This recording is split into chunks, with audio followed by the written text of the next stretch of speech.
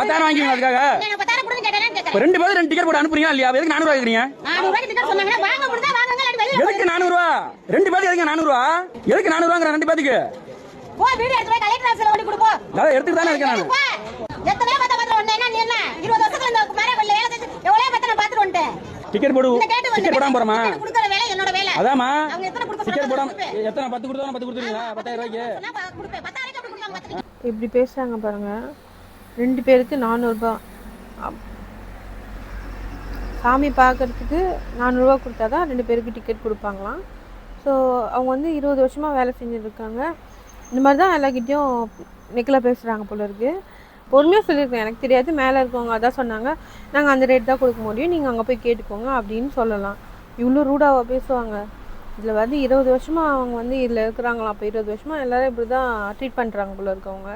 யாரும் வீடியோ எடுத்து போட்டிருக்க மாட்டாங்க. இவரு வீடியோ எடுத்து போட்டிருக்காரு. ஸோ நீ மற்றவங்களுக்கு பதில் சொல்லணும்னா இதுக்கு பதில் சொல்லி ஆகணும். சோஷியல் மீடியா பவர் என்னன்னு தெரியாமல் பேசிகிட்டு இருக்குங்க. இப்போ இந்த வீடியோ வைரல் ஆகும்.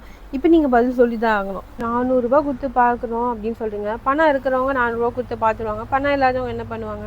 அப்போ பணம் இருக்கிறவங்க மட்டும் தான் கோயிலுக்கு வரணும், பணம் இல்லாதவங்களாம் கோயிலுக்கு வரக்கூடாதுன்னு நினைக்கிறீங்க போல இருக்குது. அப்போ தான் உங்களுக்கு காசு வருமானம் வரும் போல இருக்குது இல்லை? இப்போ என்ன பண்ணுவீங்க? கலெக்டர் ஆஃபீஸில் போய் மனு கொடுப்பீங்களா?